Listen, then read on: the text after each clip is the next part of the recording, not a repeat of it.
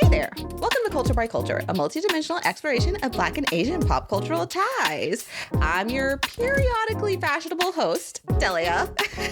And today I'm joined by writer, podcaster, and general pop culture enthusiast, Connie Gibbs. Hi. Hi. Also, we are friends, so this is going to be fun. I'm not 100% sure what order y'all are listening to this in, but I think it is going to be just like a couple of back-to-back episodes with friends. And I love that for all of us. Yes, indeed. So Connie is here today because, well, she's my friend, so she was going to come regardless. But specifically, she is, do people call people fashionistas anymore? She's a fashionista. She's styling. That feels extra. I don't think so. Okay. You're very fashionable, and specifically fashionable in a nerdy way. It's very much influenced by your various fandoms, to include anime fandoms, which is why we are here. We're going to be talking about anime. We're going to be talking about fashion, aesthetics. Okay. And that's the vibes. I'm so sorry that it's not a visual podcast. You can go on our social medias and you'll see at least one video. I usually try to post at least one video because Connie looks real cute. I had to up my game because I was trying to channel Connie energy. Like I picked the most colorful thing I own. Delia wears a lot of neutral tones. It's hilarious though, because then you are cute, but you're wearing black. I'm like, I could have worn black. I picked up the first nerdy t-shirt I saw. So it happened to be, for those who, want to know, it is a Boba Fett shirt, but it says drink boba tea with the Sarlacc straws. So yeah, I don't really go there, so I don't know what that means, but love that for y'all. But do you want to know where I do go? Anime segue. Yes. So let's start, for the people who don't know you quite like I do. How did you come to anime as a fandom? Sailor Moon. As many of us in America, North America, 90s kids, Toonami was that girl. Actually, it was that guy, Tom from Toonami, man. Tom from Toonami was the one. He hooked all of us up on the anime train. So 4 p.m. after school, I was there. I was sitting in front of the TV. I was enamored with Sailor Moon, all the Sailor Scouts, because they were Sailor Scouts back then. We try to do less localization these days. So now they are more like Sailor Guardian, Sailor Senshi, but then they were the Sailor Scouts. And so, yeah, I watched Sailor Moon. Eventually I got onto the Dragon Ball Z chain. Those are the two main ones. I'd sit down and watch some of the other cartoons that would show up. A show that I haven't revisited, but it is coming to mind literally right now, is Tenchi Muyo. That came on also in the Toonami blocks and times. So maybe I'll give that a revisit one day. I'll have you know that we talked about it. I had Sailor Victoria on my first season. I don't know that I mentioned this at the time, but I didn't watch Sailor Moon as a kid. I was not a Sailor Moon girly. However, I was realizing in prepping for this episode that growing up, I had a best friend who is a Taurus and loved Sailor Moon. And now I have you, a best friend who loves Sailor Moon and is a Taurus. I don't know what that's about. I just wanted to note it. It feels like something about my personality. I should have been watching Sailor Moon. Yes. But I did not. In fact, I need to ask my dad, because you bring up Tom, and it comes up a lot in this podcast about Toonami. But actually, that's not how I started watching anime. I started watching it through my dad, because my dad would rent videos from Blockbuster and stuff. But we didn't have cable, so I didn't know nothing about Toonami, and neither did he. So how did he know? That's questions I have. He just knows. Yeah, it was. Yeah, that was what it was. It was TV for me. Interesting. Well, what is it? I know you're very much a hardcore. Anybody who knows Connie, if you follow her on socials, hardcore Sailor Moon girly. There are Sailor Moon fans, and then there are Sailor Moon girlies. You're a Sailor Moon girly. This is true. So what was it about Sailor Moon that resonated so much with you growing up or at that age? How old were you? I guess we could start there. I was 9, which is, I just unfortunately remember that because my grandfather was sick and he died And I just remember like my grandmother after school, I would come home. I did walk home by myself a lot, but I would come home and then in like latchkey for, situation, my grandmother would go out to visit my grandfather at the hospital. And so I would just like sit in front of the TV and watch Sailor Moon. And I I don't actually know specifically what it was about the show that drew me in. Not from the beginning anyway. I think it was sort of like of the options at 4 p.m., I think I Mm-hmm. was I feel like, like Power Rangers was on around that time and maybe came on at 4 or maybe they changed the time, something like that. Like I was transitioning out of something else. And then I don't know. I really don't know what it was. I think eventually, I wouldn't say this is the draw, but eventually it was like planets, space. Mm-hmm. This is something I realized later in life, like a few years ago, where I was like, it has literally a microcosm of most of my favorite things that now I'm like, oh, I am known for these things. So it has princesses, it has space and Greek mythology. If you think about the idea of the planets being named after Mm-hmm. Mm-hmm. gods and goddesses from Greek and Roman mythology, it has time travel. That was what cemented it. The Sailor Moon arc where they go to Crystal Tokyo, that was it. Okay, that was that because they weren't airing all of the episodes. Like, I don't know exactly how ahead it was in Japan. And Mm-hmm. anyone who grew up in the 90s and watched Sailor Moon in the 90s knows about Sailor Moon in the 90s and how, they changed a lot. They had the Americanizations of the names and stuff, but they they were airing like the first season, maybe that weird part of our arc. But then I remember they had a marathon day. They had a marathon day on Cartoon Network, Oh. and it was like a sweet spot in the R arc where they were going to Crystal Tokyo. There was time travel, there's romance, and it was like a rainy day. And I just remember sitting in front of the TV, just enamored, just like this is my jam. And so that was probably the like a quintessential moment in my life was this the marathon that Toonami had at some point in 1999 probably or early 2000. um and they were finally because it was sort of like these last few episodes we're finally airing it because they were like pacing Mm. things out so slowly. And then for people who know Sailor Moon know, one company was doing the dub and distribution and then it switched companies and the voice actors switches and there was just a lot of like stuff going on. And I really was upset about the voice actors switching. Okay. Like I was You were attached. I that's was so funny. attached to the girl who played Serena. So I mean, Usagi. that's fair. I was attached, and then they changed her voice. I was so mad. I was like, I guess have to continue watching this because I'm invested now. I'm obsessed. But I did not like the Cloverway girl aggressively. This is so interesting as a New Moon fan. We Not that new moon. no, I mean also, Well, but yeah. no, different. But if you hear the old dub and you're not attached to it for nostalgia purposes. When I started watching Sailor Moon, Connie sent me this video of what was it, Naru and I forget his name. Molly, yeah, Naru and Umino. Yeah, oh yeah, her in this localization her name was Molly and Yes. I forget Wait, what they were calling him. Was it the nerd or was it the villain? No, the villain. Oh. Mr. What were they calling him? Mr. Oh, I know his name was like Maxwell in the dub. So I don't know what they made it because I don't know if they Americanized his name, like made him an American name in the sub. But I don't know, but her accent. That's right. Yes. So his name was like Maxwell Stanfield. I don't know. Oh yeah, Mr. Stanfield. Yes. She had a Brooklyn accent. Okay, I was a New Yorker. Like it was just like, okay, that's just what Molly sounds like. All right.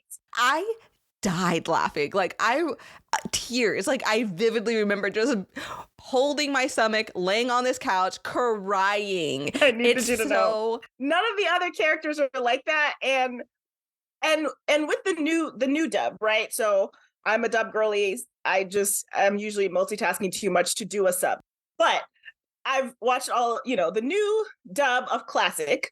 Even Crystal, the dub, like if you go back to the original 90s show and those voices, there is a through line, like I don't actually know how to explain it, but um Makoto's voice is more gruff all the time, like Mm-hmm. there are little consistencies that they do try to match for the character. Like Rei is snarky, like there's just like a edge to her voice, no matter the version. And not Molly. Molly was from Brooklyn, all right? She was from Brooklyn and she was just really worried about, I'm just really worried about you, Serena. She was very much from Brooklyn. I'm going to post on Instagram that video because I need everyone. Everybody to know the crimes of this company. Listen, it was just the time. Unless you're nostalgic, maybe it'll just make you happy. I don't know. Anywho, so with that, you're now an anime fan. You've gone to Dragon Ball. What was fandom like back then for you? Like, were you in fandom spaces? Were you getting merch? Did you have little figurines? Like, what was the vibe? So something that you and I have personally talked about a lot is how we were solo fans of things. Like I wasn't in any fandoms. I did not talk about watching Sailor Moon. I don't know why. Like I can't recall what it was that was like, well, maybe other people aren't watching this, so I didn't feel like I knew anybody I could talk to about it. Maybe it was just like the friends that I knew weren't watching it, but then I never reached out to find anybody else. And when you get older, it's like, oh, everybody was watching Sailor Moon. It's on Cartoon Network at 4 p.m. Like, what else is on for kids our age? Like, obviously, there's Nickelodeon. There's other options, but like in that time, there was just a few cable channels that you maybe had. Sometimes it's like you might have Cartoon Network, but you don't have Nickelodeon because of your cable plan. Maybe you don't have cable, that kind of thing. So there weren't that many options, and so most people were doing it. I just didn't know. I think and there wasn't that much merch around it. I do have some VHSs. So, Deke, which was the first company that did the production for Sailor Moon, they had put out some VHSs. I refused to get rid of them when I purged my VHSs. It's like the first 4 episodes. These are relics. They're relics especially because like it's both because it's VHS and also because like basically the dub is like the original dub is like purged from the internet, like no one really, it's not the thing that you return to. And so it truly is a rarity. So I was like, I'll get rid of my Disney VHSs, like, okay, but the Sailor Moon ones, absolutely not. I wore out The Promise of the Rose, okay? The R movie VHS, oh my gosh, I would be surprised if it played it. I wore it out. I replayed the songs. Listen, slight tangent, but if there's anything that the Deke dub did right, it was music. Okay, there are some bops, there are some bangers. The Power of Love. If you know, you know. If you know, you know. But also the Sailor Moon theme song. Like there are a few things that you can just start singing and a whole room of people will suddenly start singing with you if it's not the Sailor Moon theme song. So Deke did something right in the music. It's very 90s. There's a lot of saxophone. It was great.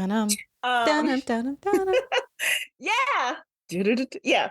So there wasn't that much merch. My cousin had found I would say, I don't actually know. I wasn't paying enough attention when I was in the store to know what kind of store it was, but it was probably what we would say a comic book store, like one of those kind of stores. So I like only went there a couple times, but that's I think where we got the VHSs.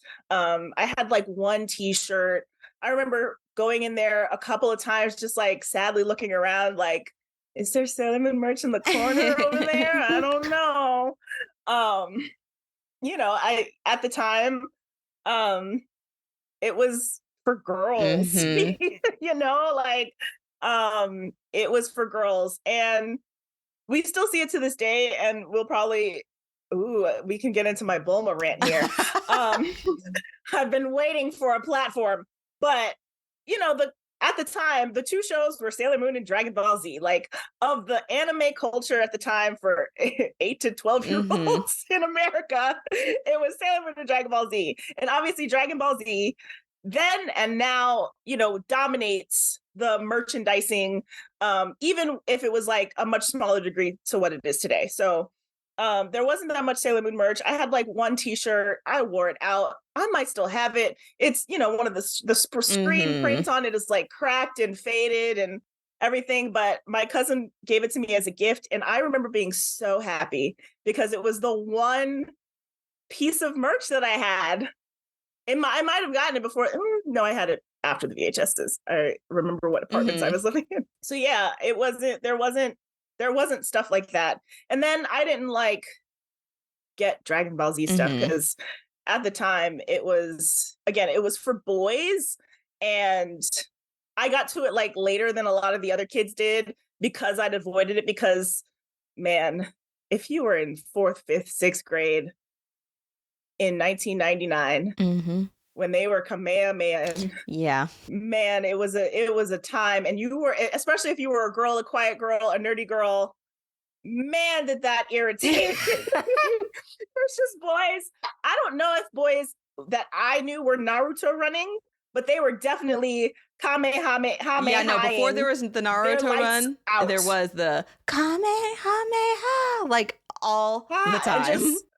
just every Yes. boy just wants to fight. They just Yep. kicking each other and like jumping over cafeteria tables. So like I didn't want to have anything publicly to do with that. And you know, the common joke about Dragon Ball Z is that like every episode takes like 5 episodes. Every fight takes like 5 episodes to wrap Oh, for up. sure. So like I didn't finally get into it until there was like a filler arc anyway. Where it was like, oh, Gohan is a teenager. Like it finally had morphed into what I would Mm-hmm. want, which is like a slice of life show about Mm-hmm. teenagers Instead of that had superpowers. That's a key component that had superpowers. And that is how I got into the show and like then ended up watching a lot of the rest mm-hmm. of it. So yeah, the merch was not there. And most of my fandom was online. Haha. Yes, we both were fandoming solo and online. Hmm. It's interesting because fandom back then, there weren't as many experiences. We've talked about this in general before, like to express yourself because the merch was not giving. Even big, huge fandoms that came later, like I'm thinking Harry Potter, like the merch just wasn't cute. Like Yeah, it wasn't fashion that's minded. true. It like even if there was merch, it was just like, here's a thing with the logo, enjoy it. It wasn't Yeah. like cute. They weren't trying to like pretend to be like real clothes. Like there was very much a very specific geek aesthetic, which was It's like here's a movie and here's just like the actor's face on a white t-shirt. and it was like Here you not trying to go. be aesthetic at all. Like it just wasn't good. So in No. thinking about that, what has been the like the journey of your experience being a Black fan of anime, and how has that shift influenced your aesthetic and self-expression? Hmm. I feel like the like black nerd Twitter sphere is really what did it, right? Like, you know, as we were saying, like I spent a lot of my youth and even adulthood like fandoming alone, particularly with Sailor Moon, because by the time I was an adult, it was just like such an old Mm-hmm. thing at that point, and it hadn't had the resurgence that it has now. And so like, you know, most of my fandoming was fan fiction.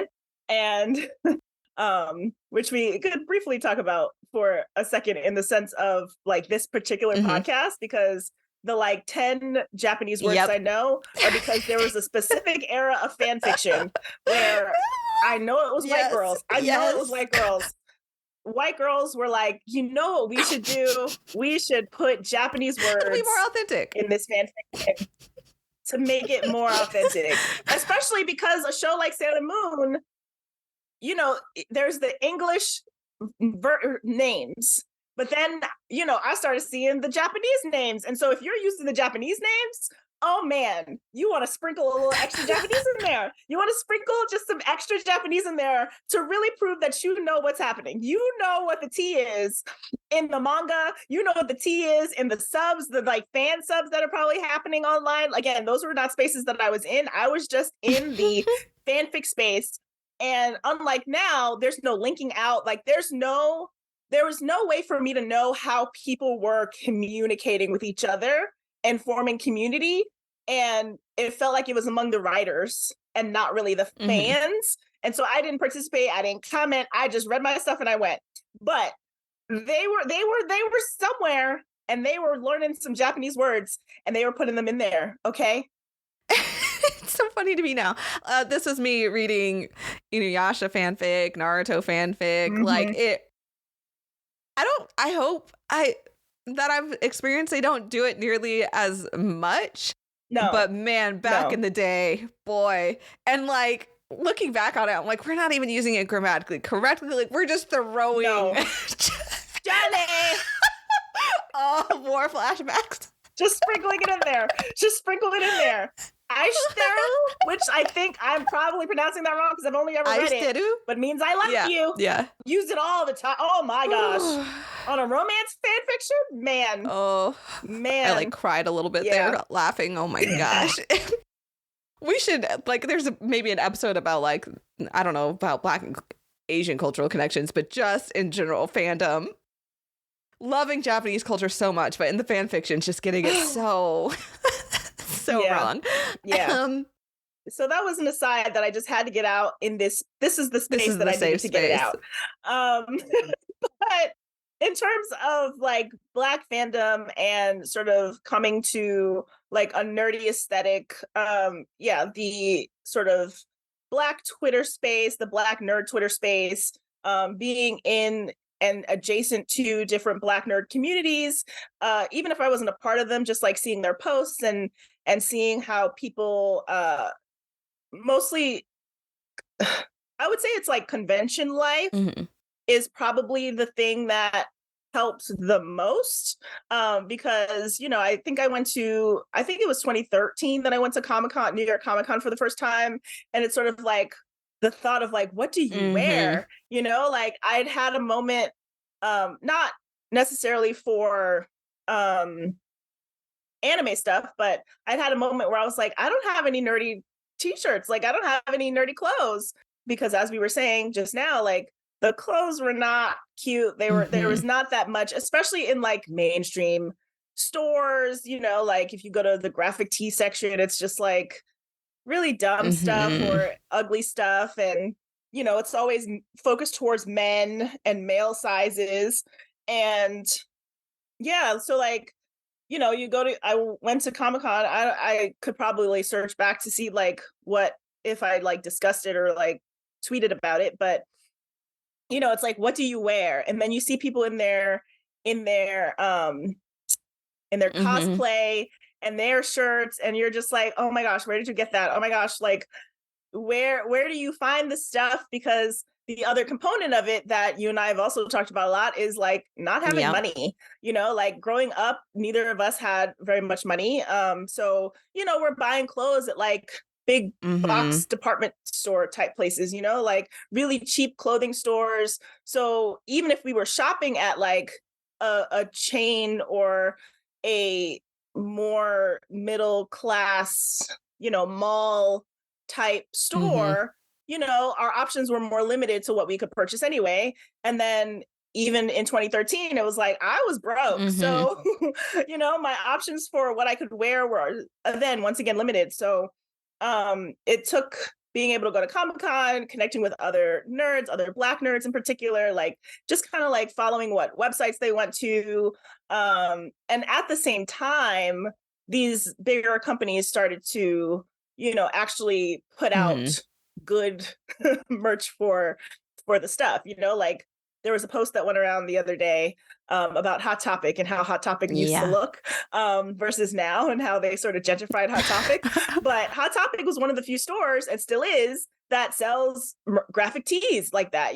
Like obviously I think their focus was more like band tees, like they still do that, but it was more about like emo goth, like that sort of like vibe. But now they've added the like nerd element to it.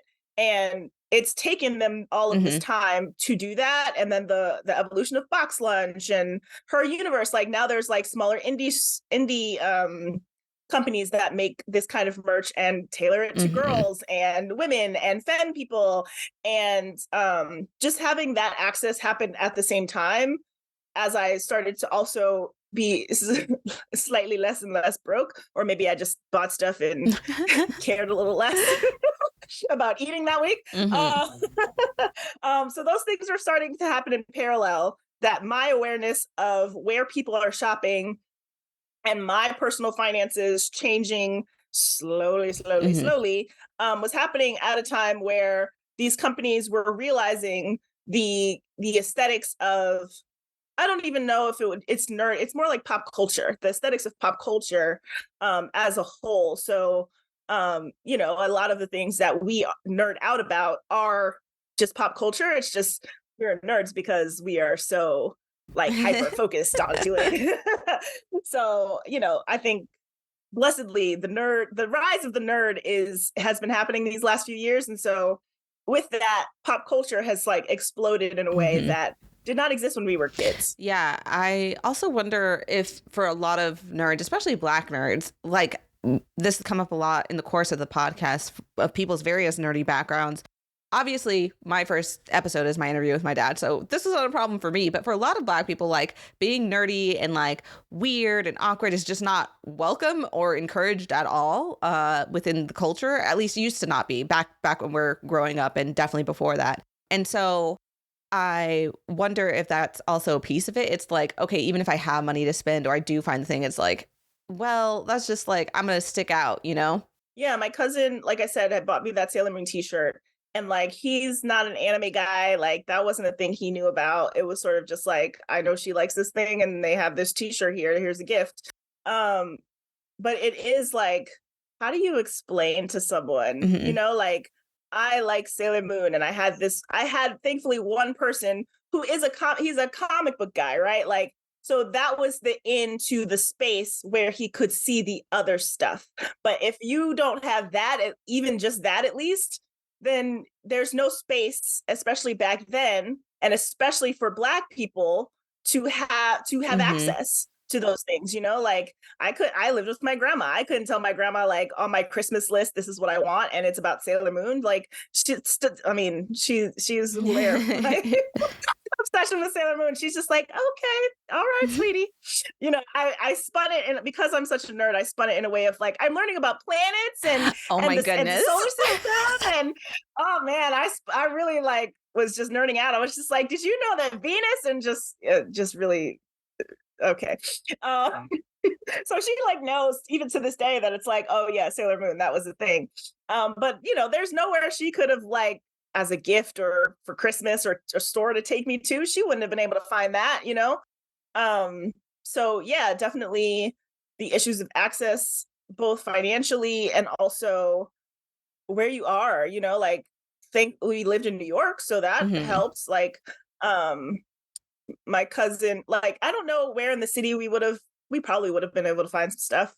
There's like obviously comic book shops in the city, but we lived in the Bronx, so not as many. And it was like in Yonkers, so not even like in the hood Hmm. essentially. Um I don't know what comic book shops looked like in the hood Hmm. in New York City. Um and where they would have been, especially in the 90s. So, this was like a not suburban, but like suburban adjacent mall area where the comic book shop was. So it's really like, where would you have gone? Like, they don't know how they're not paying attention to like what is a Naruto, like what is that? Inuyasha? Like that's not yeah. There's a lot of I don't know if fear, but a lot of distance from the other Hmm. in the larger Black community, which is why people like your dad or people who are into and like start to hyper focus on Asian culture or Hmm. any other culture, but that's where we're here. Um, get othered and like put on the outside in the Black community, because there has been a history of just like, maybe that's not where we want to focus, like where our comfortability is.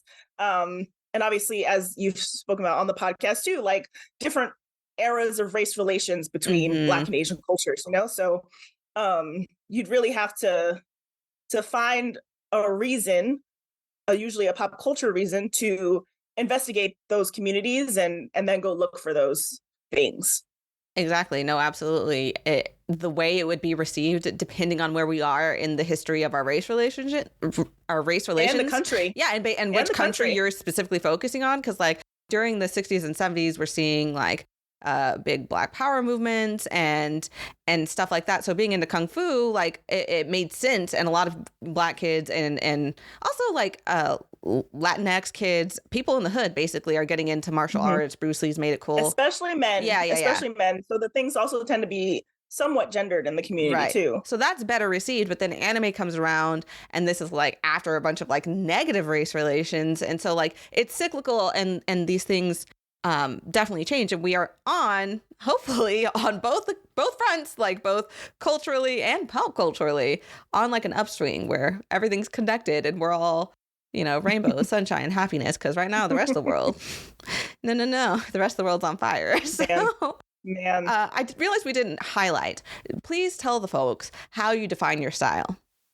I call it whimsical nerd casual. It comes from just like, I saw some YouTube video, probably, I don't even know if it was that long to be a YouTube video, but that was like, how would you describe your style in 3 words? And actually in the Discord that Delia and I are both in for Black Nerds Create, I had posed the question, because I don't know style words. Like, you called me a fashionista earlier, but I definitely push back on the idea that like I am into fashion. I have said recently I'm into style, like personal style, but not fashion. Because I had to look up the fashion words. I was like, I don't know what fashion words are. And so I like had to, look up different kinds of words. And some people in our community were like, oh, sophisticated and elegant and all these words. And so, I was looking at some words, and I was like, yeah, definitely whimsical, because nerdy t-shirts, polka dots, like prints, colors, different colors coming together. So nerdy, obviously nerdy t-shirts, things that like allude to a fandom or a character. I'm not necessarily a cosplay girl. I've done it like once or twice, but it's not something that I've like entered into. But sometimes I have a pair of like space goggles that that have pink lenses, and I'll wear those as like a headband or whatever. So like stuff like that. And then casual, because a girl can't be wearing heels. I don't want to wear anything too tight. Like, I just want to be comfortable. So whimsical, nerd, casual. And I think it's kind of like, to me, the way you talk about it just seems so straightforward, but I need people to understand that it's very much like, if you know the concept of Disney bounding, but like for all the other fandoms, is how you dress just day to day, like no necessary like event or anything. Yeah. It's not about, and sometimes it's not about even like dressing as a character, like just the vibes, because part of not the point, but like part of any show, honestly, any movie, is like characters have style, so that you can like differentiate them from each other, right? And a lot of anime, I mean, obviously Japan is also a fashion center in the world. And I don't know, it actually took me way longer than it should have to understand, not that Sailor Moon like directly influenced my sense of style. Okay. Not as a child, because as a child I was like, they wear their school uniform. Like, that was what I saw, is that they wore their school uniform, and their superhero form is also a version of their school uniform. But rewatching the show in the last few years, I'm like, oh, they had fits. They was wearing outfits. Okay, like they had the outfit that comes to mind literally right now, because I saw a picture of it on Twitter the other day, is Rey has this like pink overalls, the pink outfit. overalls, they hit. Yes. Yes. And then you start to learn about Naoko Takeuchi and how she, for the manga, like literally was looking through couture Mm-hmm. and high fashion magazines for outfits. So there's a lot of like literal gowns, like Chanel gowns and other high fashion brands that are on the like Sailor Guardians, usually in their like, I don't actually know why. Mm-hmm. It wasn't like as their outfits every day in the show, like in the manga. It was more like the opening images and stuff. And so there's a specific, I want to say it's Chanel outfit that goes viral pretty frequently, uh because Sailor Pluto is wearing it in an image. So um again, like as a kid, it wasn't something that I was clocking very much, but rewatching it, I'm like, see, this is another reason why Sailor Moon is a microcosm of all of my favorite things. Because if you start to look at the show and look at their outfits, it's like, wow, they have such cute outfits, just like different patterns that they put together, and like their t-shirt under a jacket that's Mm-hmm. like a different style. Like obviously all the characters have their different styles, and so I think it was probably a subtle influence, and something that I will maybe pay more closer attention to, but it wasn't conscious. That's so interesting because I was going to ask about, what drew you to Sailor Moon specifically as far as like aesthetically, but the fact that it was conscious is so interesting. And it makes me wonder, like, are the girlies who grew up watching Sailor Moon, are they all really fashionable? Because watching it later, like that was one of the main things I was clocking. Granted, like at this point in the cultural understanding, like we know Sailor Moon is fashionable, but I still was not prepared for the level of fashion. Like I was constantly just like screenshotting fits, and I have a huge long master Twitter thread from when I was watching Sailor Moon. I will put in the show notes for other people who love Sailor Moon, if y'all, because I know people even to this day will find the thread and start liking tweets from it, which Yeah. is amazing because it's a long thread. But in it, I have like captured like some of the fits because they are so cute.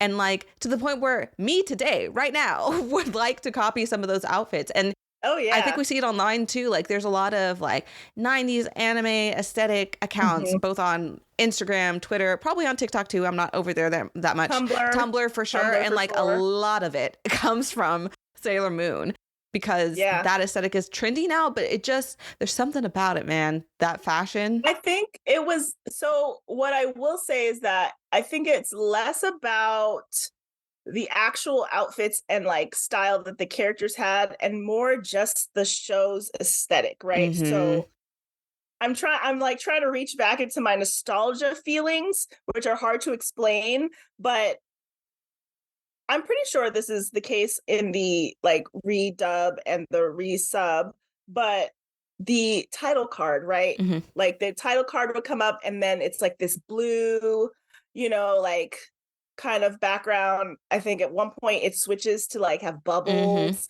and just like the moon, like the crescent moon on the show. There's so something I specifically remember changing, every anime like evolves, which is also really cool, and something that American cartoons weren't doing. Like in American cartoons, they just wore the same outfits, Yes, and they that's just true. always, like, the show was the same all Mm-hmm. the time, right? But the characters on anime like evolved over time in some way, and so did the aesthetics of the show. And so a specific thing that I remember, which is just so random, but so when Sailor Moon transforms and she does her pose, right? She's standing in front of a crescent Mm-hmm. moon, and then in the R season, the crescent moon now has roses at the, like, there's like a rose design across it, which like also the romance. Oh my gosh. But but I specifically remember that. So like that is something that I think imprinted on my style, is Mm-hmm. like I love space stuff and crescent moon stuff and like floral contrasted with space. Like a lot of that is part of my style. So I think it was more the overall aesthetics of the show. And I mean, another thing that's like 90s anime style is not just the outfits, it is the palette, Mm-hmm. right? So like the palette of anime Japan, a lot of that comes from Sailor Moon. So like soft blues and purples and pinks and sunsetty colors and Mm-hmm. sunrise colors, like like a deep blue, but like with sparkles Mm-hmm. for the stars and obviously the moon, you know, like other anime like also have those aesthetics, but Sailor Moon, obviously it is Sailor Moon. So, you know, the Japanese skyline, a lot of that is sort of just like imprinted on my mind as cute. So I think it comes from more of that.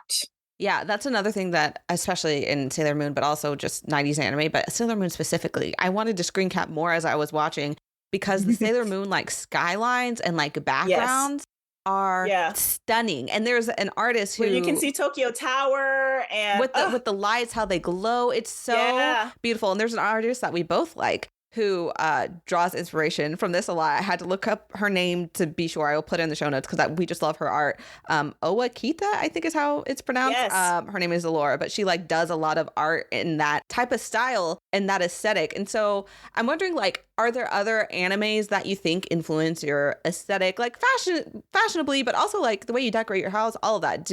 Are there other animes that influence it, or is Sailor Moon just like that girl? I think Sailor Moon is that girl, but I want to study is not the right word, but like look at Bulma's style more. So Bulma from Dragon Ball Z. Mhm. Now is the time for my Bulma rant. Let's go. Buckle in, everyone. Is this what's going on socials? Perhaps. I'll try to keep it short.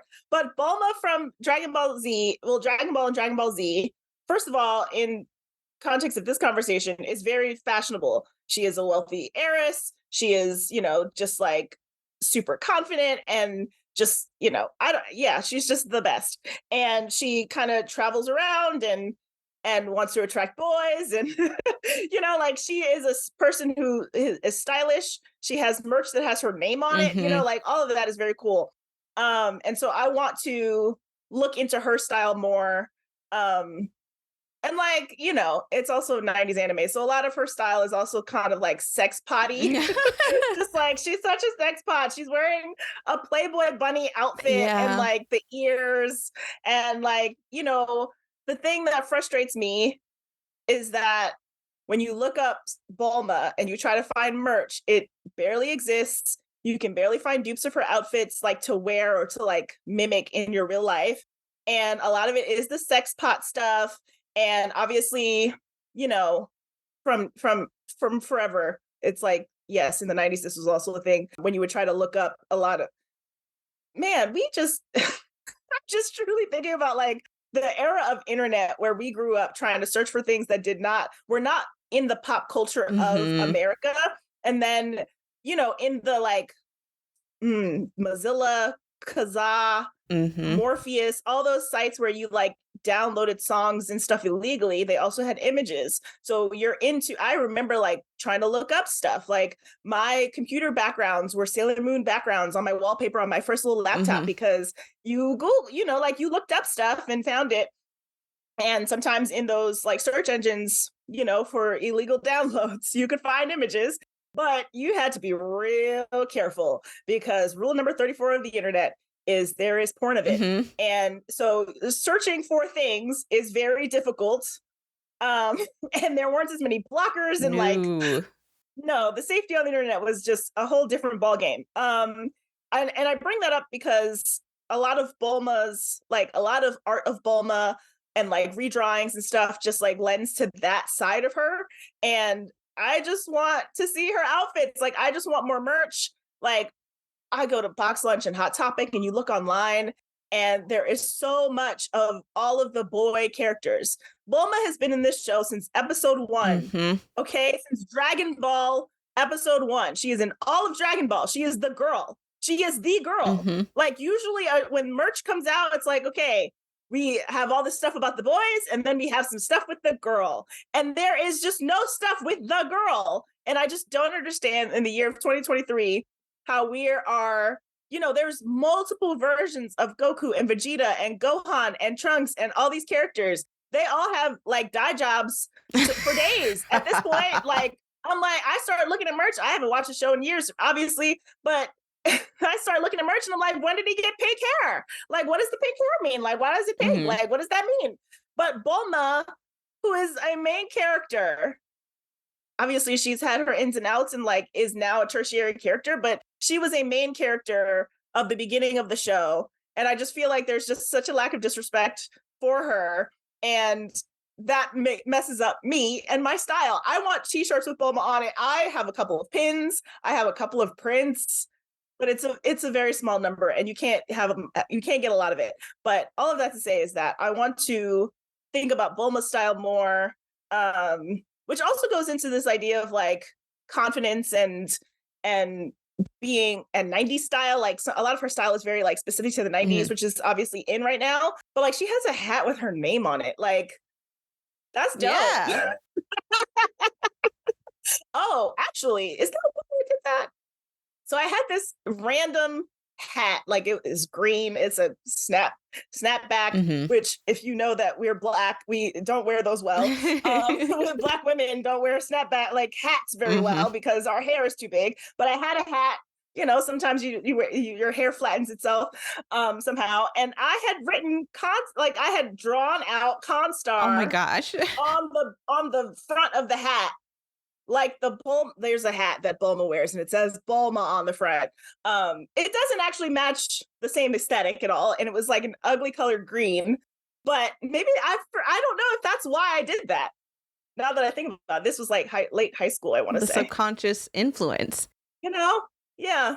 I think companies would do well to key into that. I feel like companies, or maybe not, you know, even the main companies, also them as well, but like definitely indie companies, you know, artists who like do their own shirts, they're like local designers are doing better at recognizing like everybody likes anime. But I feel like maybe Dragon Ball and Dragon Ball Z is like just this holdout that people still view it as for boys, despite that being so not true. Like the rest of shonen anime, like Naruto, I'm in Jujutsu Kaisen land still, Hunter x Hunter, like My Hero Academia. People know that girls like shonen now. Girls like anime. But I just feel like Dragon Ball might be this holdout where like the merch just stuck in this traditionalist way of thinking. Maybe, I don't know.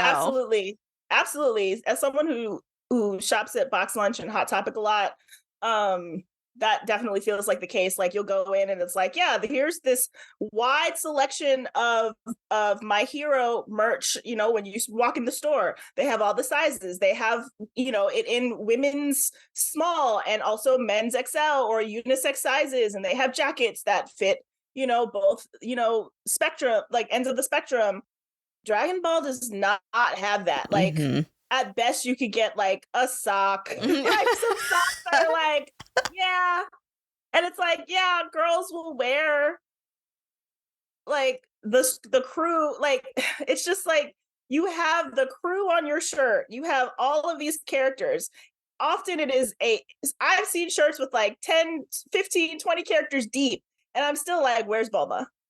You included Yamcha and you didn't include Bulma? She would be so mad. That's her ex-boyfriend. It's truly disrespectful. He was died so many times. Has Bulma died that many times? No. And it was usually because somebody blew her up and she was an innocent and she just hit back because of Dragon Balls. It's very disrespectful. They'd be picking the randomest characters that had a focus in season 1 of Dragon Ball Z, and they still don't include Bulma. And then I would say it's like, oh, because she can't fight. Okay, where's Chi-Chi? Chi-Chi annoying, but she can fight. Ooh. Where's she at? Ooh. Anyway. Get him, Connie. I'm so frustrated. You should start a movement because it is true. Like I'm trying. If you want to join me at Constar24, we need to fight for the Bulma merch, okay? Fight for our rights. Chi-Chi is fine. Videl, I will take.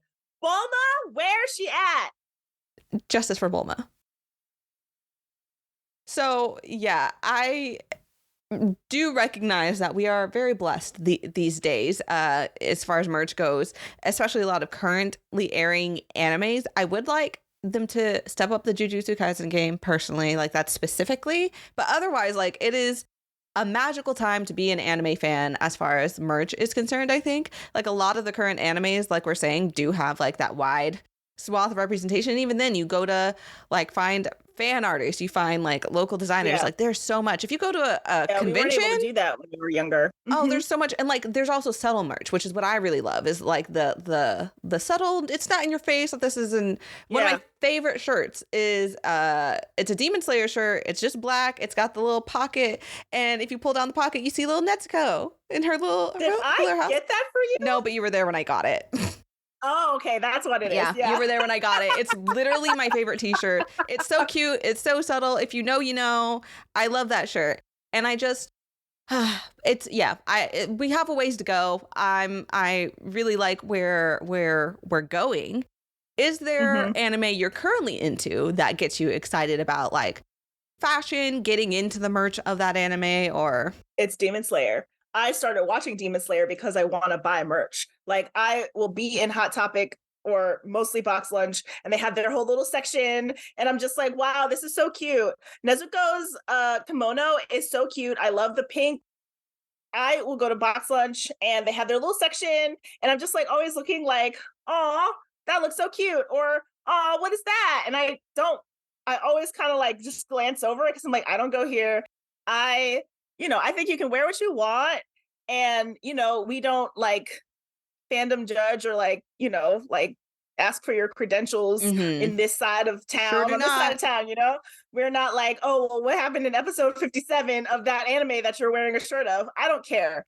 But personally, I would like to know what I'm wearing and who I'm picking out and what that means. So, I didn't want to buy Nezuko merch and it's like, oh, she's like Kylo Ren, like I know people are a dark side, of whatever fandom it is, a dark side girly. I'm not really a dark side girly. I understand that the merch is usually better. Like they have a great designer on the bad side usually. I'm just typically not that girly. So I didn't want to like buy stuff and just be like, I don't know what character this is, but it was cute. So I started watching Demon Slayer literally this week. And now I feel great because I can go to Box Lunch and buy merch. And I'm very excited about that. I'm thrilled for you because Demon Slayer's got some good merch. It's got some good, I think, just even outfit inspo opportunities. It's a very, for what it is, which is a kind of gory show, it is also very pretty. Like, yes, it's very well animated. They really did that. But also, I know I'm leading because I know you. I know that you're very into like cuter slice of lifey anime, just like I am. And I really want these companies, and not just companies, because again, I think there's so much being done as far as like nerd and fandom fashion and fashion influencers. It's being done like the work isn't by the big companies. It's like by secondary companies, indie creators, artists. But like there's still such this divide between like, and not even a divide, I should say hierarchy actually, between like things that are guy fandom and then girl fandom. Like a lot, we've gotten to the point we've acknowledged like guy fandom's not real, girls go here too, but there are still things that are labeled as like girly or girl fandom, and they're just not getting the love that they should, because there are so many cute anime that come out, and this is partly like a streaming culture thing also. Yeah. But just have such cute fashion or cute things. That would be great merch that might get merch if they were shonen, but they do not. Yeah. The thing that comes to mind because you're watching it right now is Fruits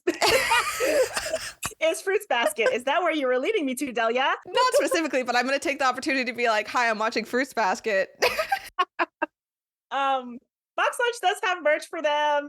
I haven't looked too far beyond there. But it's like, it's a show about humans who turn into animals. Where is all of the cute merch of all of the different animals? It's usually, obviously for those who watch Fruits Basket, it's like Toru, Kyo, and Yuki, and the two boys turn into their respective animals. And so there's t-shirts with the three of them. There's a little bit of a love triangle situation happening. So, the three of them get put on the merch together, which is just sort of like, oh, look, I don't care about Yuki. I'm so sorry. That's my rat son, but I want Kyo merch. Okay. Just an aside there. And so I don't know, it's just like they're not all friends. Like they're both friends with Totally, but Exactly. they're not all friends. This is not like a golden trio situation where it's like, wow, this is the great trio. Like they're all friends. No, that's not what's happening here. But yeah, I think I don't know what it is. I think a lot of the energy ends up going to Sailor Moon, which like I am so thankful now that Sailor Moon has the, cultural kind of Mm-hmm. resurgence that it's had. And so like one of my favorite, well, actually, yeah, I'm like, where is it? I'm thinking where it is. One of my favorite purchases is like a blanket that matches Sailor Moon's blanket. See, again, this is the part where it's like, Mm-hmm. it's not like the things about, it's not the specific characters in the show, just the whole Mm-hmm. aesthetic of the show. Mm-hmm. Usagi's blanket is like a purple blanket. It has moons and stars on Mm-hmm. it and little bunny rabbits. Bunnies are my favorite Wonder animal. why. I don't know where that happened, but it might be because of Sailor Moon. It might be. Mm-hmm. I mean, it imprinted on me so strongly that I don't know. Did I like space before Sailor Moon? I don't know. It's just Mm-hmm. we grew up together. Mm-hmm. So who's to say?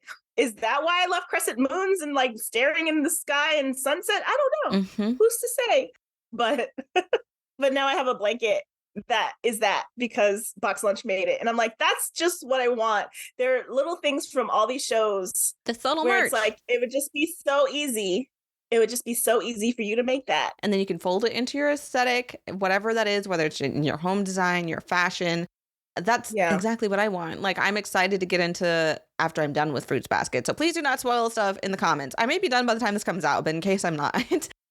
But I do like want to get merch of Fruits Basket. And it's weird because that show is another example of like, you could take fashion inspiration, like each character, because they all represent different parts of the zodiac and they have such specific personalities, they're styled very specifically. I wouldn't say they have like as much variation in their outfits as other animes, but still there's like very Yeah. specific things that they could lean into merch wise, and if not merch wise, like building up like, ooh, fashion like challenges, or I don't know, like there's stuff other shows do that Mm-hmm.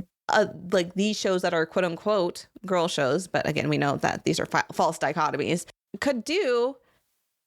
And I just really want them to. And I really want more justice for like slice of life anime, because we talked about it on here, but I've talked to, even offline to other like anime creators who we've talked about how like slice of life anime is sometimes some of the best anime, whether it Mm-hmm. leans shoujo or not. Like sometimes they're just so aesthetic. One that comes to mind is that I know you also watched is, I think it's like things that something that bubbles up like soda pop or something like Oh that. yeah, yeah, yeah. Like that was such Yeah. a cute, very like aesthetic show. So like even if you're not making Yeah. specific merch, I think companies, I'm going to ask you what you would like companies to do better, but I would like them to just lean into the aesthetics of anime. I don't think they figured that out yet. That there are people who are fans of just the aesthetics of anime as a concept, like not even specific Yeah. any one thing. Yeah. Yeah. That's a good point.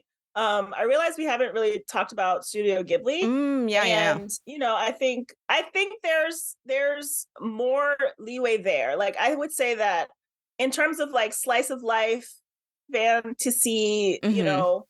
anime, Studio Ghibli stuff is up there with Sailor Moon in terms of like you can go to a That's store, true. if it's like a nerdy store, a comic book store, a that kind of like Asian culture store, and you will find some Studio Ghibli stuff.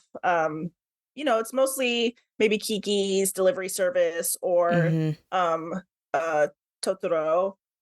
I think those are the two main ones. Box Lunch sells a good number of that stuff too. So I wanted to shout out to the Studio Ghibli. I only started recently watching some Studio Ghibli movies, and so I'm like way late to the game. Mm-hmm. But again, I didn't want to buy the cute stuff without knowing what the cute stuff is.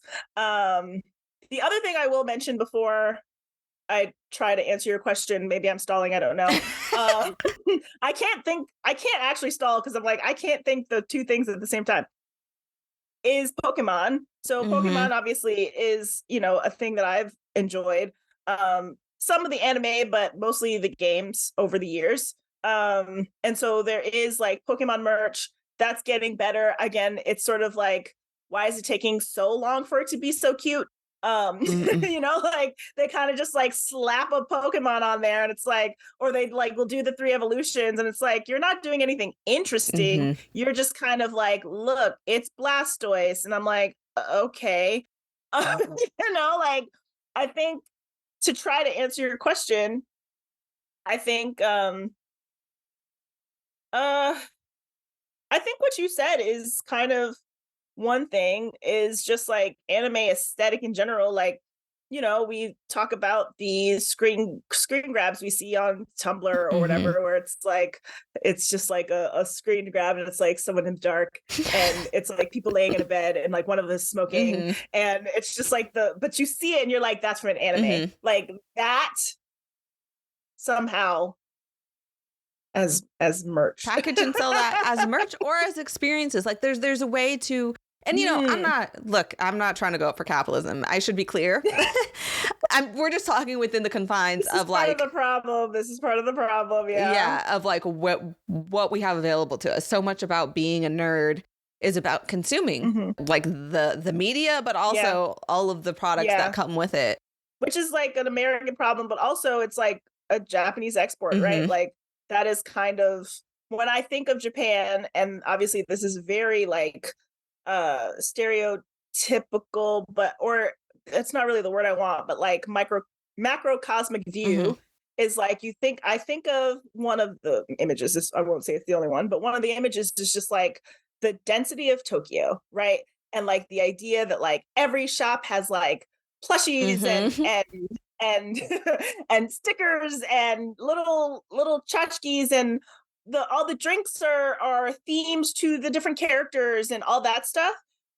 Again, obviously that's just like one view of what parts of Tokyo or like Japanese culture is, but you know, when we think about like the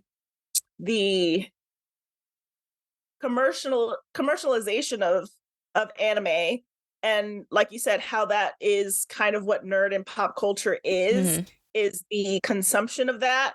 um you know, like obviously Japan it's the epicenter, so it obviously has a lot. So I guess part of the answer is like more exports. Like part of the biggest problem of the 90s was that we weren't getting it over Mm-hmm. here, you know, like there were fewer avenues of dissemination from the east to the west and vice versa. Obviously like a lot of their culture has like skyrocketed into a lot of like Americanized um stuff, but more you know, like a lot of if I want to buy like anime stuff, it is usually at Box Lunch, right? Mm-hmm. Or maybe a Hot Topic kind of thing.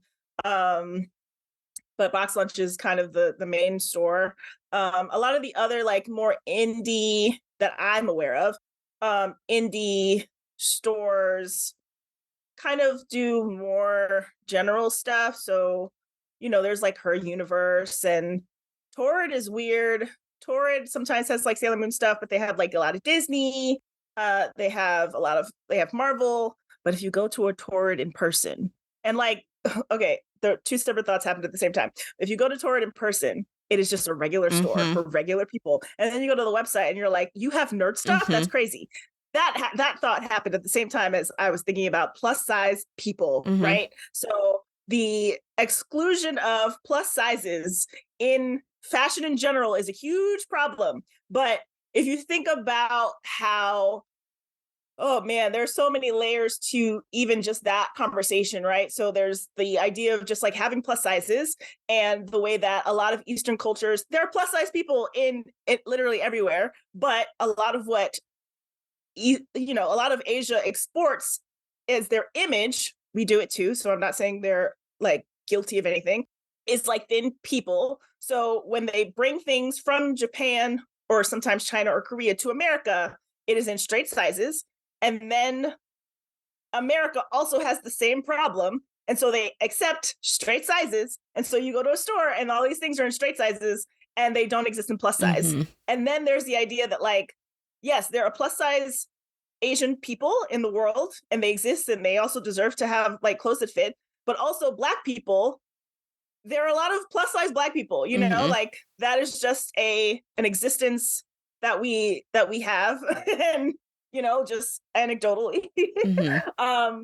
And so it's harder for those body types to get merch either. And yeah, that is all. That was another thought, is like inclusion of plus sizes. It's like, wow, that's really cute. You don't have XL, Mm-hmm. much less larger than XL.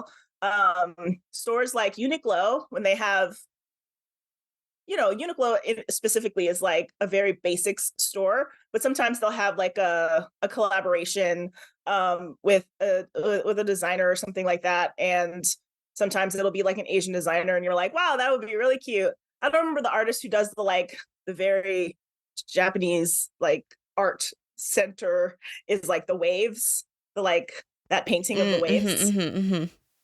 I remember that Uniqlo did a collaboration with them, and but Uniqlo goes up to maybe XL. They maybe have like 3XL sizes, and so I didn't get anything because they didn't have the size. So I think inclusion of plus sizes would be great. Just like more exporting to America into more stores, like more types of stores. Target is finally getting into the game, so you get to see in their like printed tea sections, different like representations of shows. I know I've seen some in Old Navy, but then it goes back to another thing, is like inclusion of women's sizes. Like I don't want to just have to go to the men's section, the men's graphic tee section, Mm-hmm. to find merch that is like nerdy and pop culture, especially when it's like anime, especially when we talk about shonen, and it's like, yeah, girls are watching Hunter x Hunter, but you have the Hunter x Hunter shirts only in the men's section. Mm-hmm. That's you gotta go find it. You gotta know where it is, which is a good thing about Box Lunch, I will say, is that they don't necessarily have the sections Yeah. like separated, so it's not like you have to go to the men's section.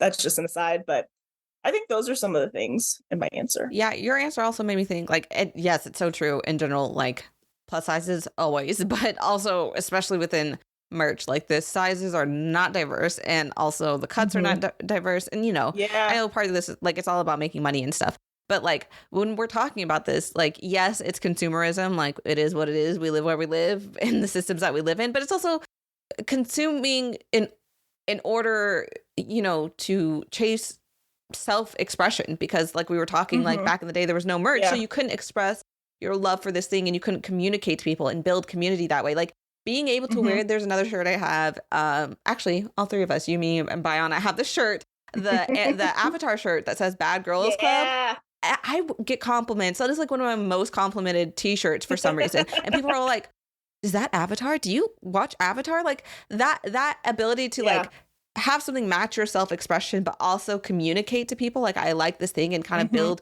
these, sometimes it's just seconds of community, but sometimes like it expands outward, is really valuable. And like when you're limiting who is able to do that, that's problematic, and is limiting their experience of that media that means something to them. And so when you were talking about like representation, it also hit my head, like also like Black representation within like these even if it's just the way they advertise it, but like there's a lot of cool like Black companies that are just like owned by fans, making cool like hip hop aesthetic anime merch, or like just merch that fits like Black needs. Like you go on Etsy, go look up the anime bonnets. You got Akatsuki bonnets, like probably Sailor Moon bonnets. Yeah, M&J makes some cool ones. There's like with like Black Powerpuff Girls and like I want to say Naruto, like those like clouds. the Akatsuki, that's the Akatsuki. So I think it's like Black people, and because we kind of haven't touched on it in the whole, it's like, man, do Black people love to wear anime stuff? We love it. Most malls nowadays will have like kiosks in the middle of just like Black owned, clearly like they're doing their own screen printing with artists of just like the mashup of like hip hop culture and Black culture, like just a bunch of t-shirts like that. Yeah, hip hop and Asian culture. Oh, did I say Black culture? Yeah, Asian culture, but also hip hop is Black culture. But yes, exactly. So they're mixing that up too. Yeah, like the remixes that Black people spin on anime merch, and like how we imagine like anime yeah, just paraphernalia in general is something really unique. And like always, Black people are at the forefront of culture and fashion. And so like to that representation point, also, I would like these companies to take merch that like there's this whole powerhouse behind your media, your product, whatever, that is, you know, like doing itself, like it's powering itself. And like if you were to like acknowledge it even a little bit, to feed into it even a little bit, it'd be huge.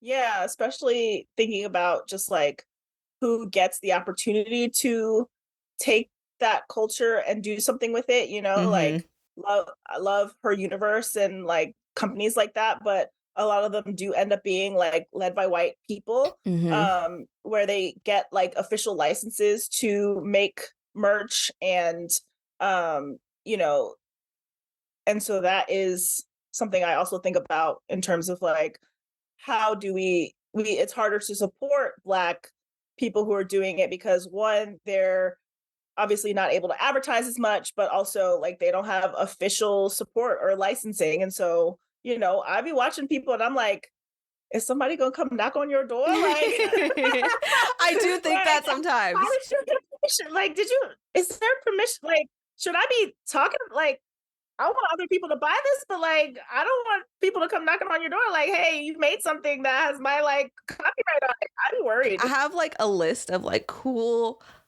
Black owned on different ends of the spectrum. I don't want to point them out too much. Fashion companies that are doing like cool stuff with like anime fashion, but I have not pursued that episode because I'm like, but like should not, because I don't support it. Like, hey, heck yeah, I will be buying, but like I'm not trying to blow up anybody's spot. You know what I mean? Like, it's dicey. It's dicey for fan artists. Like that's a whole different conversation about transformative works that we also feel passionate about.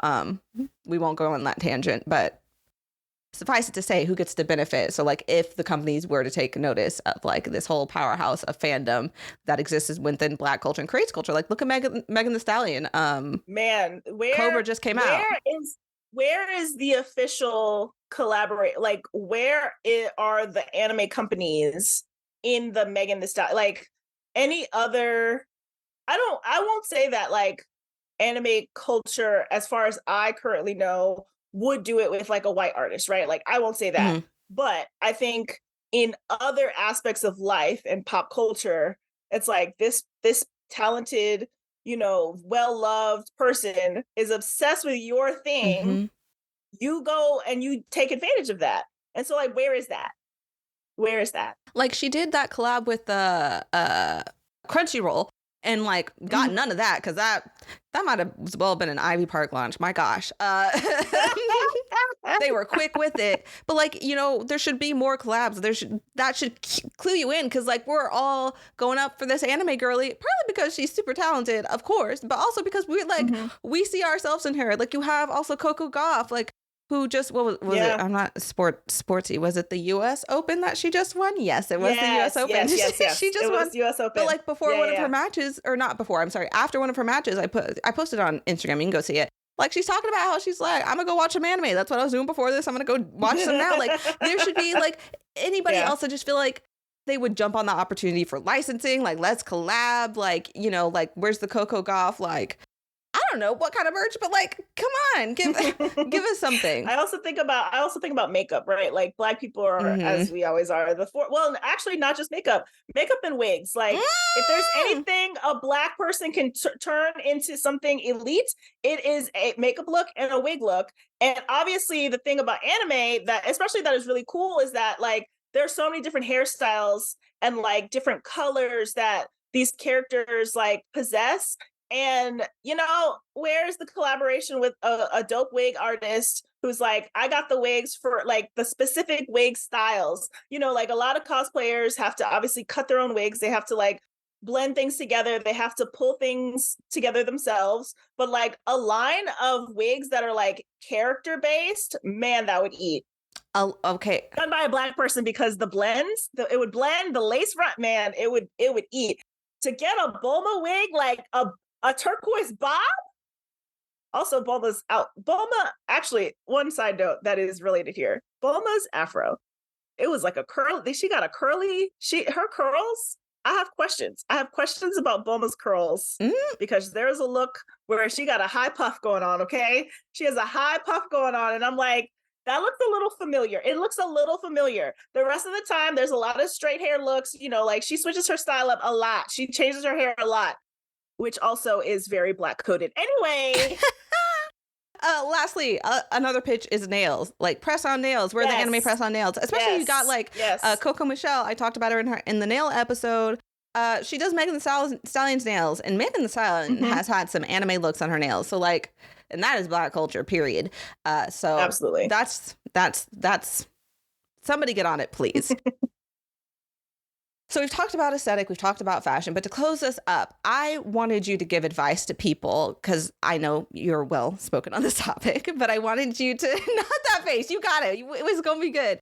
I wanted you to give advice to people because I think a lot of people growing up in anime fandom have, even though the merch has gotten better, even though like even representation among like anime influencers has gotten better as to how you can express yourself as a nerd looks like. I think a lot of people do get stuck in the like, we got those graphic tees and I just throw one of them on. Like fashion isn't for me. Like there's this disconnect between having some sort of style and self-expression and nerddom that really would love to explore more. We do not have the time. But for those people, what is some advice you would give them to express themselves more as nerds, especially those of us who have to work 9 to 5s and stuff like that? How do you navigate that? Because you are an expert at that. I will also say follow her for outfit inspo. That's a good place to start, but take it away. Thank you.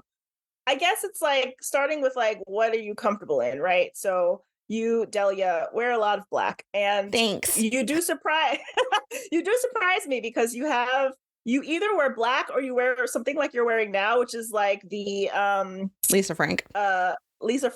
Mm-hmm. So like either black or like a burst of color. So you know, I like the extremes. somehow you go through the extremes, but you rarely wear the burst of color outside.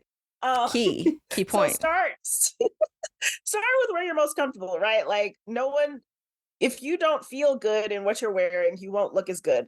That is just true. And that's why casual is in my description. Like there are some people who feel good in like a tight outfit or tight clothes. You know, some people will think about it as armor or whatever, you know, whatever gets you through the day in, you know, Spanx. Sometimes it's like, what is going to get you through? It's like, you don't have to wear Spanx, but if it makes you feel good, then you will feel good and you will look more confident, et cetera, et cetera. But so start there. You know, I'm a casual girl, so graphic tee was where I started. I'm a person who likes color, and there's a lot of black bases. I have a lot of black bases. So like graphic t-shirts, typically black with a print on it, you know, maybe some black pants or black leggings, and then like another color situation, you know, like pick what colors are more comfortable to you. And then you can think about what, you know, like what show or what property or what, you know, what characters inspire you. Like I said, I wasn't necessarily consciously thinking about Sailor Moon like as a kid, but getting older and sort of like having more freedom to pick clothes with all the various things we talked about earlier, it's sort of like, well, yeah, the aesthetic of what Sailor Moon is where I'm leaning towards. So, you know, fun colors and vibrant colors and stuff like that. So that's just how I sometimes think about it. I wouldn't say I'm consciously building outfits when I'm shopping. I have ADHD. I'm not a planet kind of person. I would probably like do better if I were. Like, man, might really be something. But how would it? It might. But you know, I kind of just like shop very chaotically. And just like pick what pick what I like. Like, I think we think about all the obligations we have in life, and yes, right now I am sort of semi struggling to find to like find the 9 to 5 life, right? Like I live the 9 to 5 life. It is, I don't have to go into the office that often, thankfully, but when I do, it, finding the balance of expressing my quirkiness and whimsicalness with the sort of business casual. Um, it's definitely is more casual, but I think sometimes you're more afraid of what sometimes you limit yourself in what you're supposed to look like based on what you think you're supposed to look like, Mhm. right? So like a lot of people who work in business casual offices, I will see a range of what business casual is. And it's like, are you wearing that because you think like because that's what is expected from other people? Or is that what you're wearing because you want to wear that? Like, do you feel like you need to wear a skirt and heels to work, or is it because you feel like, oh, someone might say something? I mean, I haven't necessarily had that happen. I know some people do, so like definitely base it on some kind of reality of what you want. But like nowadays there are button ups that have nerdy designs on it. Like Mhm. again, I box lunch. They're not sponsoring me. They could if they wanted to, but I've mentioned them a If lot. only you had a show or something they could sponsor you on. Yeah, yeah. If only. Um, they sell, a lot of different pop culture merch, and sometimes they're button ups. Like I think I have this like it doesn't work here, but it's like a Lord of the Rings shirt. It's like the map of Middle Earth, but it's a button up. So like if I'm wearing it, it's kind of just a print. Mhm. Like think about it in the sense of like you can wear printed ties if it happens to be something super nerdy. Who needs to know? Like, what is the difference between like a tie with orange polka dots and a tie that's the Dragon Balls? Like, Mhm. what's the difference Mhm. really? There's What's the not. difference really? So what I'm hearing is identify your like and be what you like and be honest about that when you're shopping. Like, am I buying this because I Yeah, like it or am I buying it because I like it for a button down? Like that's not yeah. what do you truly like? If you truly like a super loud anime print, then make it work. Identify what you like and make it work. There are ways to make it work. I think, if you're wearing a loud shirt, you can wear a blazer. Like there are ways to balance the nerd stuff that you're wearing with the like maybe regular decular life you have to live. Mhm. Trying to bring whimsy into the life you have to live. Yeah. It's something I feel kind of passionate about actually as somebody who used to work not just 9 to 5, but like for the government 9 to 5. It's very much just drab, dreary. And I Mm, very much played into that, and partly because like for most of my career I was the youngest person at any given job that there could be, like, and so I was always trying to like combat that. But looking back, I wish I hadn't, because when I was like, okay, we're getting away from the traditional 9 to 5, I had to throw out basically my whole wardrobe because I didn't actually like any of it. I liked it for business casual, but like I'm a nerd. I wanted graphic tees. I wanted things that were not colorful because that's not really my bag, but like I wanted to like wear more colorful makeup, things like that. mhm. And I couldn't really do that. So yeah, identifying what you like, making it work, and also just unlearning caring what people think. Yeah.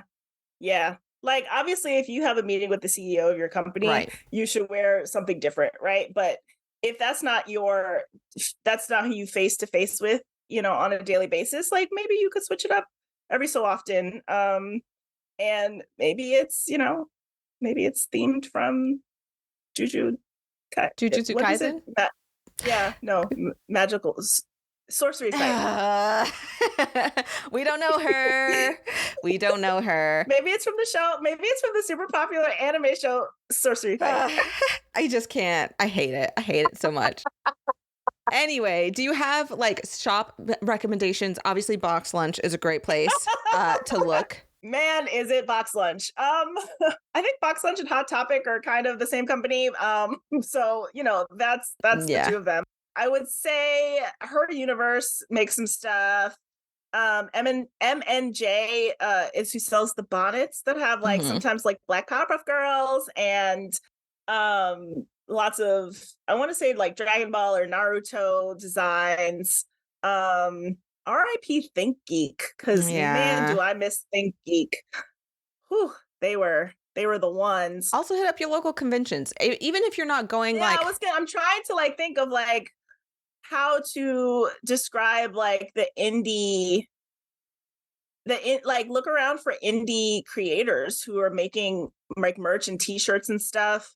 Once you find one, your Instagram algorithm will get you together. Absolutely. I think searching on Etsy for sure. Even Twitter sometimes is, well, you know, Twitter is what it is, but these days, but there you might be able to find some archival stuff to get your nerd on. I'm like looking at a list that I made for reasons, and there's a shop called Oh My Senpai Shop, and they make nerdy loungewear. Ooh, okay. Got a whole list, huh? Interesting. Just for reasons.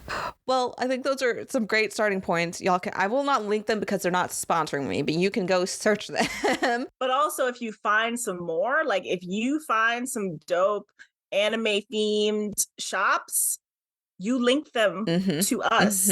Okay? You link them to us. You tell us what you found, and we will tell you what we find, and we will glow up together. Yes, let's all glow up. Nerdy glow up. 2023, almost 2024. Before we get out of here, is there anything you wish I'd asked or hoped we had more time for? Want to promo the show that you're definitely going to be doing? If you would like to softly peer pressure me into making a show about this topic, about nerd culture and style, personal style, you can @ me at Constar24, and I will see what I can do. Yes, everyone. If you want to, she is a soft girl. She's very much an Usagi, so softly bully her. I'm so Usagi. Like, we didn't discuss the ways that we did discuss the way Sailor Moon imprinted on my life, but like, it's truly crazy. Like, I am such an Usagi. I love bunnies, I love space, I love time travel, and they wear cute outfits, and I always want to be wearing cute outfits. I want cute hairstyles. Like, man. She'd just be crying. It is the blueprint. So, bully.